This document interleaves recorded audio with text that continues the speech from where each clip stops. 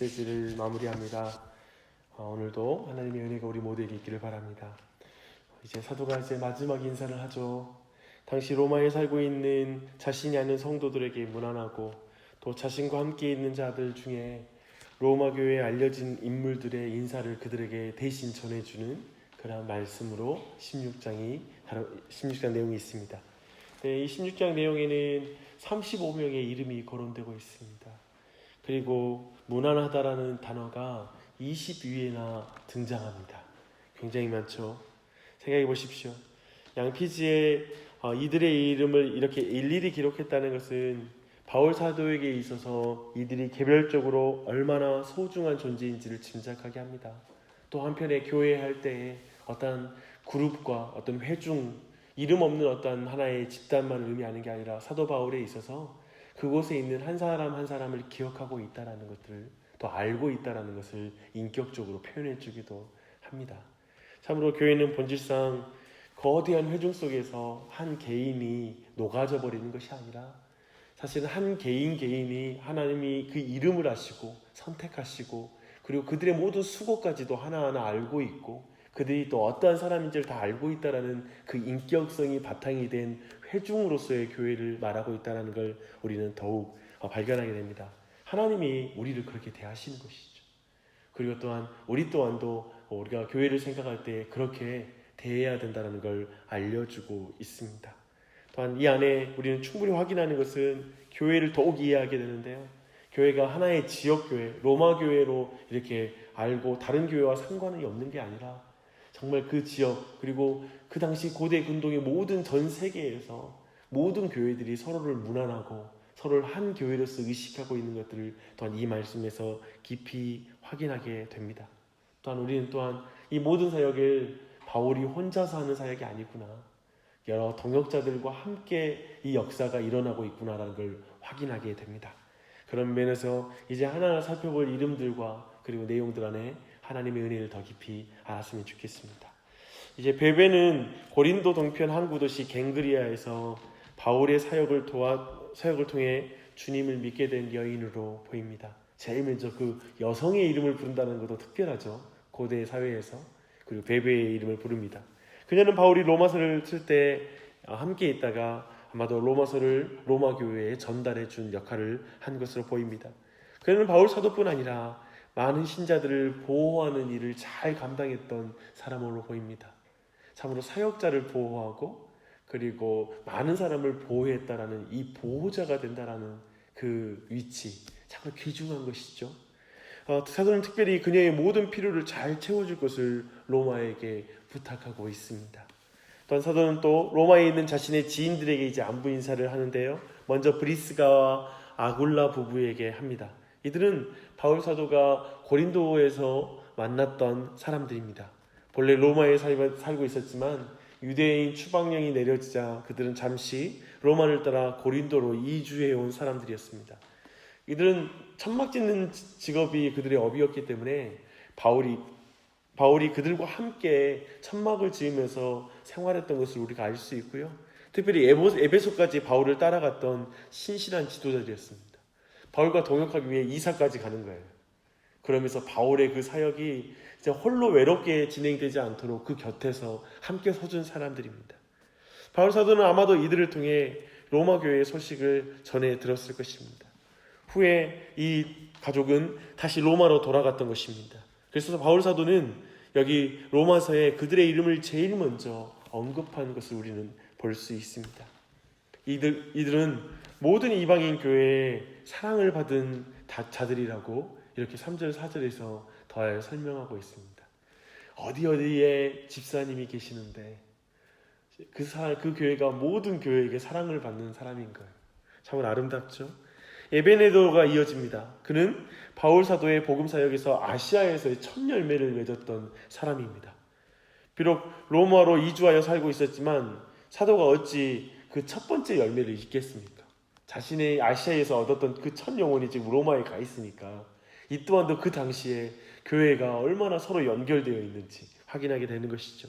그 외에도 바울 사도는 마리아, 안드로니고, 유니아, 암블리아, 우르바노 스타구 아벨레, 그리고 아리스토블로의 권속, 헤로디온 나기스의 권속, 드루베나, 드루보사, 버시, 루포와 그의 어머니, 아순구리도, 블레곤, 험에, 바드로바, 허마와 형제들, 빌롤로고와 율리아, 네레오와 그 자매, 올름바와 함께 있는 모든 성도에게 문안합니다.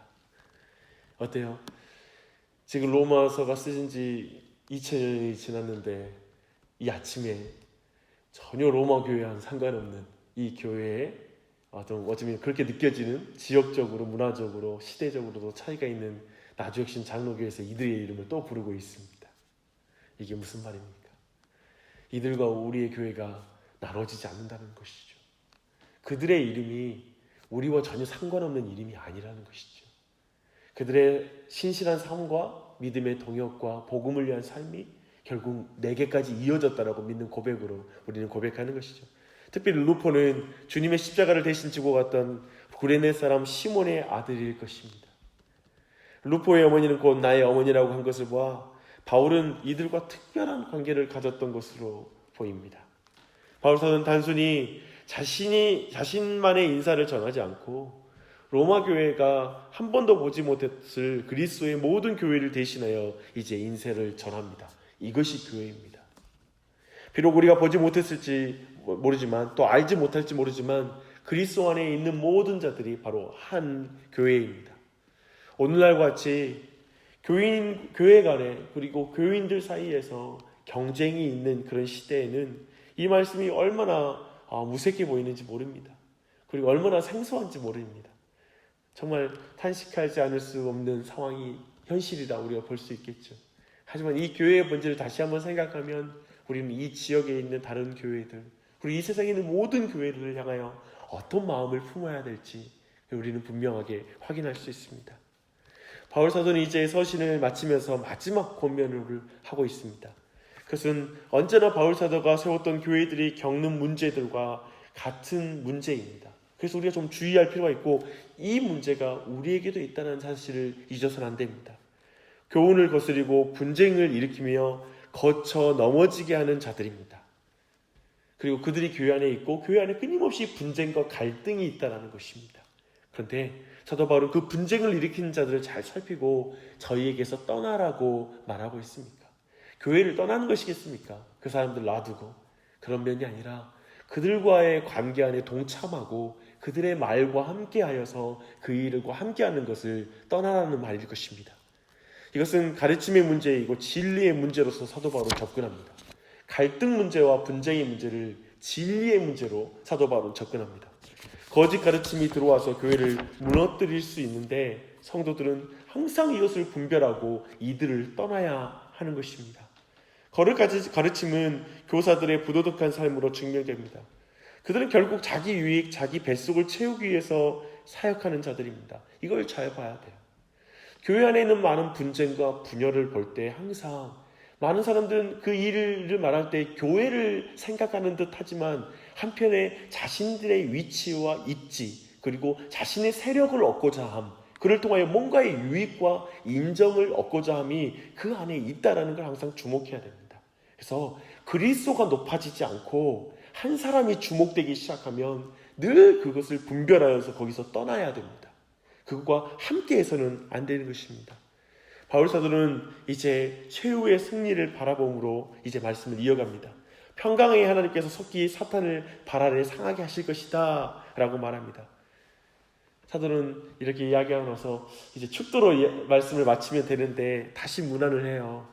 사도는 로마서를 쓸 때 자기와 함께 있던 자들의 문안을 전해야 한다고 느낀 것 같습니다. 그래서 디모데, 누기오, 야손, 소시바다와 함께 이 긴 서신을 대필하던 더디오 자신의 문안을 이제 마지막에 기록하고 있습니다. 아마도 바울 사도의 안질이 심해서였거나 혹은 다른 이유로 사도의 서신을 대서해야 된 그 위치에 있었을 것입니다.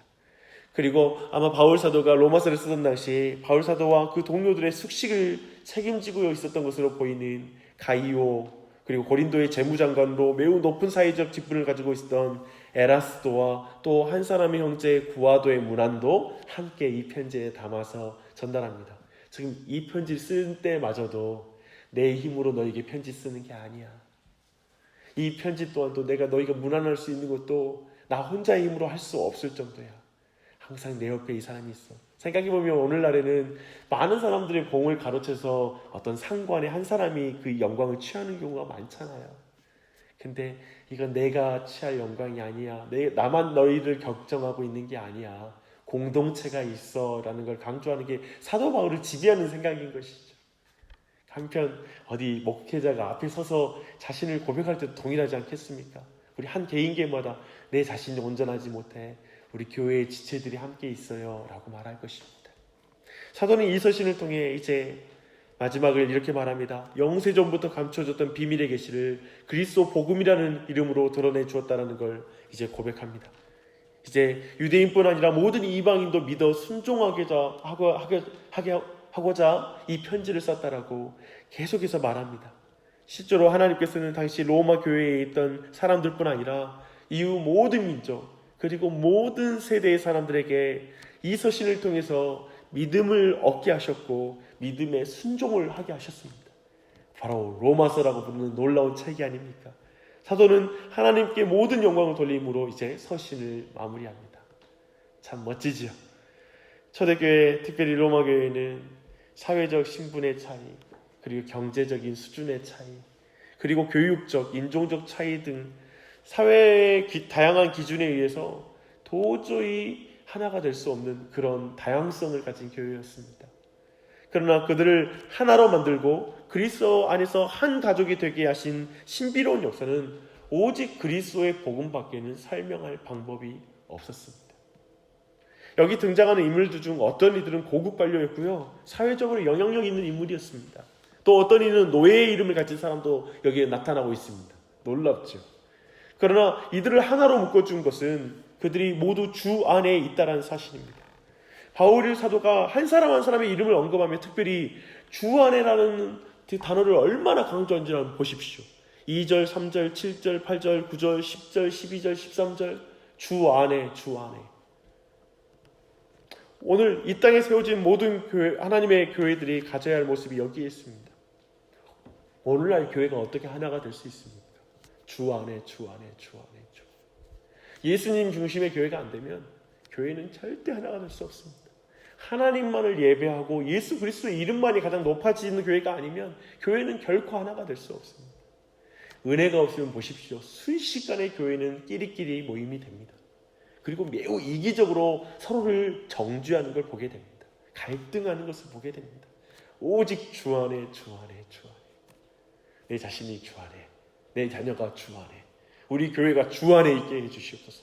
평생 주의 교회에서 하나님을 섬길 때 주 안에, 주 안에 있게 하여 주십시오. 그게 이 아침에 우리의 기도가 되기를 바랍니다. 우리도 이렇게 말해야 됩니다. 바울이 전했던 그 복음을 전하지 않는 한 교회는 이런 고백을 할 수 없을 뿐 아니라 이런 영광을 경험할 수 없을 것입니다. 그러니까 완전히 교회의 메시지와 그리고 교회 성도들이 이 바울이 전한 그 복음과 링크가 돼야 돼요. 그리고 그 강조점을 자신의 강조점으로 삼아야 돼요. 그래야지만이 교회는 하나가 되어 온전히 주님께 영광 돌릴 수 있는 줄 믿습니다. 여러분 각자 오늘 말씀 가운데 그런 걸 발견했으면 좋겠고, 또 오늘 저녁에도 특별히 온 교회가 기도할 때 이 말씀을 가지고, 로마서의 말씀을 가지고 교회의 하나됨을 위해서 같이 기도하고자 합니다. 이 시간을 위해서도 여러분이 기도해 주시고, 또 이 아침에 여러분의 기도 가운데 어떠요? 많은 사람에게 문안하십시오. 우리의 기도로도 문안할 수 있는 거예요. 우리의 기도로도 위로할 수 있는 거예요. 우리가 예수의 이름을 붙잡고 우리가 기도할 때 여러 사람을 찾아가고, 여러분 이 아침 이 자리에서도 우리가 찾아가야 될 사람이 많잖아요. 그냥 기도 가운데 한 사람 한 사람이 온전한 복음 위에 세워질 수 있도록, 주 안에 세워질 수 있도록 우리가 함께 기도했으면 좋겠습니다. 기도하겠습니다. 하나님 아버지, 이 아침에 우리를 불러주신 하나님께 감사합니다. 하나님, 이 자리에 있는 한 사람 한 사람 이름 알고 계십니다. 그리고 그 사람, 우리 이 자리에 있는 한 사람 한 사람의 삶의 정황과 그리고 그 인생의 여정 다 알고 계십니다. 그렇게 각자를 불러 교회에 속하게 해주신 주님의 이름을 찬양합니다.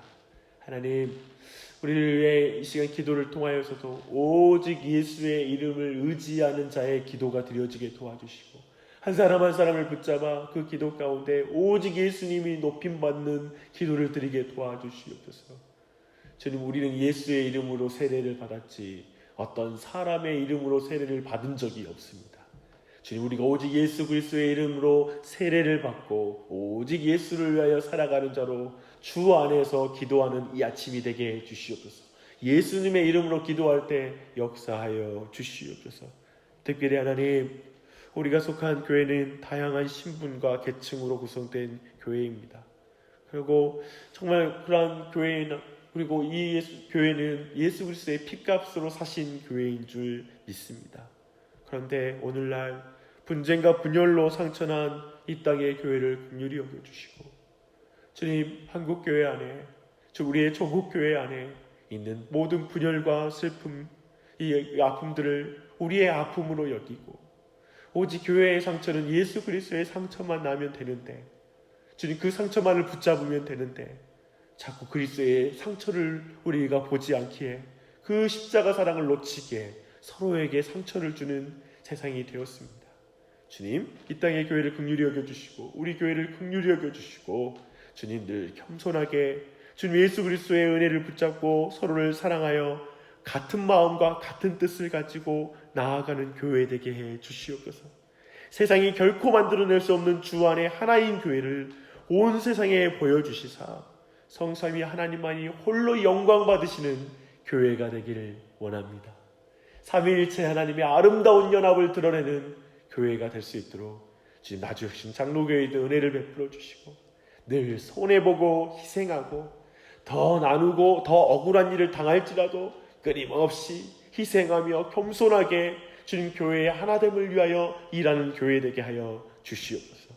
이 교회 안에서도 주님 더욱더 주 안에 있는 자들을 더욱더 세우셔서 오직 예수님 안에서 교회의 모든 분열과 분쟁을 막아서며 하나됨 가운데 힘써 나아가는 믿음의 사람들이 더욱 일어나게 하여 주시옵소서. 오늘도 주님의 은혜가 우리 모두에게 넘치길 간구하고, 아침에 기도하는 한 사람 한 사람의 기도를 들어주시고 그 기도에 응답하여 주시옵소서. 기도를 통해 무난하며 여러 사람을 돌보는 기도를 드릴 때 이 자리에 있는 한 사람 한 사람에게 성령님의 은혜로 충만하게 하여 주시고, 기도할 때 큰 은혜 있게 하여 주시옵소서. 오늘 저녁에 특별히 금요복음 집회로 10월 모임을 갖습니다. 하나님, 기도회 가운데 큰 은혜를 베풀어 주셔서 온 교회가 교회의 로마서의 핵심 메시지를 가지고 기도할 때 큰 은혜가 넘치게 하여 주시옵소서. 감사드리며 예수님의 이름 받들어 기도드립니다. 아멘.